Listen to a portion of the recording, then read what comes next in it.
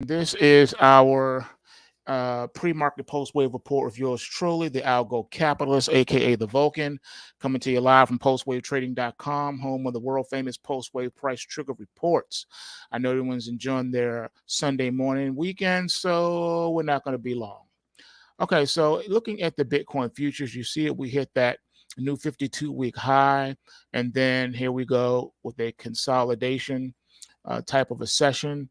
The cash market has been consolidated this weekend as well. So this is just Friday. So not a lot of activity, but we do have this bullish pointer that we must reconcile. So at some point, pun intended, the bullish pointer will be reconciled. The only point, though, is that we have a bearish trend momentum reading. All right. Even though you're in a bull market, you have a bearish trend momentum reading. So that's the only issue. So I'm expecting a little bit more pullback, and then that will test the Kumo cloud support. And as long as that holds, the market should be able to get bid at the support level, and then the market should start rallying again. However, if this fails, then we have a precipitous drop of thousands of points on the way back down to 25,000. So heads up and be alert if you are looking at Bitcoin.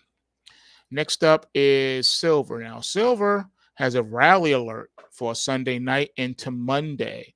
The initial target is the $24, which is right here at the bottom of the Kumo cloud. That's your immediate overhead resistance zone. So $24 to $24.50 is the upside potential that we're looking for on the rally. And the market still is supported at $22 an ounce. So that should remain. Next up is Nat Gas. Nat Gas is still in a locked-in bear market with a bearish trend momentum reading. So we're expecting lower prices, nothing to really see there. Next up is the Dow. So Dow futures were bullish, long-term and intermediate term. But again, we got the bearish trend momentum reading.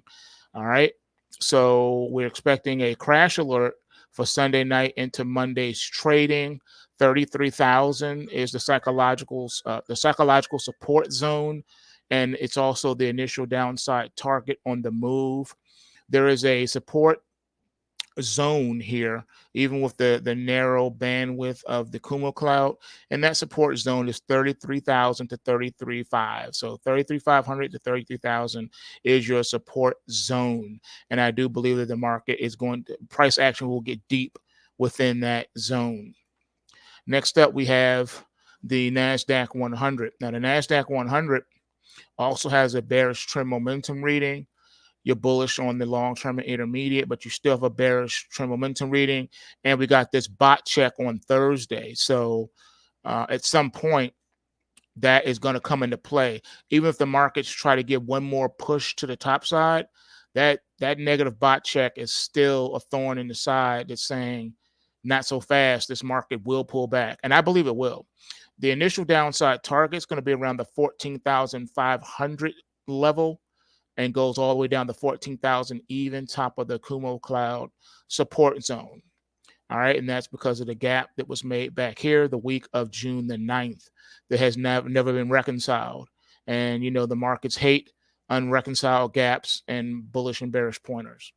Next up is gold. So gold has that bearish situation. Got a negative bot check that hasn't been reconciled yet. So we know a big down move is coming. That 1900. So what the algo charts are telling us is that the 1900 psychological support eventually will not hold. It's going to give way because we got this negative bot check here. So, and we got a bearish trend momentum reading. So we're still bearish gold moving forward. So you're still in sell the rally mode in gold. Next up is the S&P 500. S&P 500, bullish on the long-term and intermediate, but you got a bearish trend momentum reading. No special alerts to speak of, but just a bearish sentiment in the market. I think the 4,400 level will be tested again. And then your support zone goes between the 4,200 and the 4,100. All right. So I think the market will come down and extend at some point. Next up is oil. Oil has been just a wild situation. You've been neutralized for a minute.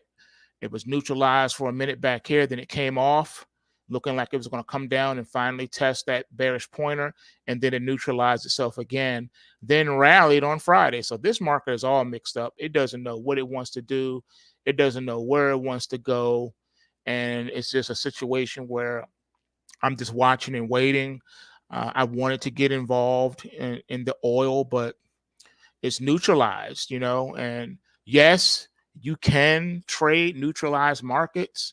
It's just usually not worth it because there's not much money on the table, but you can theoretically do it. And on the PulseWave reports, under the intraday column, there is information there on how to take advantage of an intraday situation if you so were inclined to do so.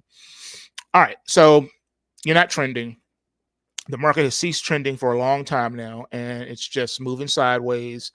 So I've been staying away, and I will continue to stay away until it comes off neutralized. Next up is the Russell My Hustle, and we got a bearish long-term situation on here with a bullish intermediate and then a bearish trend momentum reading. The Russell's all screwed up. But at the end of the day, you're in the sell the rally mode. And what did the market do? It sold the rally the week of January the 5th. The market had a crash alert. We got that immediate downside production. Got another crash alert for Friday's trading, but the market just neutralized itself, didn't really do much except for set itself up for the possibility of a down move for Sunday night into Monday. And like I said, with the stock indices, it's possible they'll try to do one more little push. I just doubt it because of all of the negativity that we're getting in the algo charts. If there's not a negative bot check, then there's an actual crash alert. If there's not an actual crash alert or bot check, you got a bearish trend momentum reading. So, like I've always taught you guys, the biggest moves, whenever big moves happen in the market up or down, they happen under the auspices of the trend momentum reading. So if there's a bearish one, any big move coming, it's going to be to the downside. If it's a bullish trend momentum reading, any big move is coming, it's going to be to the upside. That's how the markets work. I didn't make that up. That's just how the markets work. Okay. So Russell, to me, being the weaker of the stock indices, is saying that we're consolidated, but we got a bearish overtone. And so I'm expecting lower prices. The US dollar index. Okay, so here's the thing. As you know, the US dollar index is a mixed mutt of a currency situation. And what it's done is it's just defying logic. It's saying my range is 101 support. My resistance is now 105. So you have a 400 pip trading range in the US dollar with a bullish trend momentum reading. So you got bearish intermediate price action, bearish long-term trend with a bullish trend momentum reading. That spells consolidation. That means this market is not going to rally outside of the trading range, and it's not going to crash outside of the trading range. And it's been in this range for months, not days, not weeks, but months, and it's not stopping until it does. So you're free to, get long when it gets near the 101 support and get short when it gets near the 105 resistance, if that's what you want to do. But I think there's better opportunities out there than to play with something that refuses to move. This thing is acting like a dead market, so I would stay away. But you can trade the euro. I would stay away from UUP and UDN because you're not going to get anything with it. It's not paying you to trade it and take the risk. All right, Ethereum. So Ethereum, just like Bitcoin, we had that crash alert a few days ago.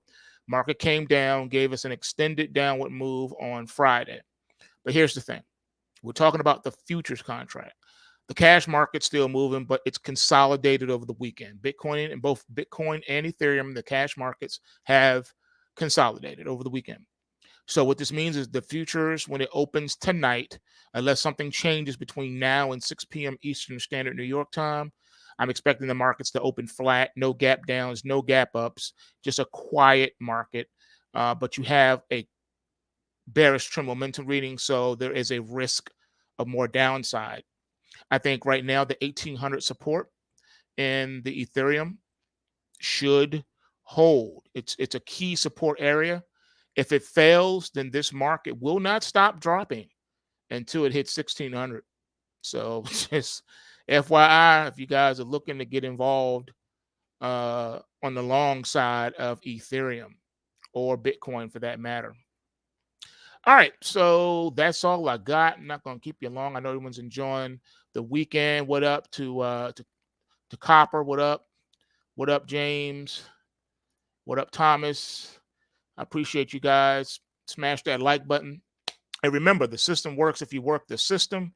Bulls make money, bears make money, and pigs get slaughtered. So remember to take what you can and give nothing back. That simply means take whatever profit you can from these markets and do not give any of it back by way of losses. Enjoy the rest of your weekend. Peace.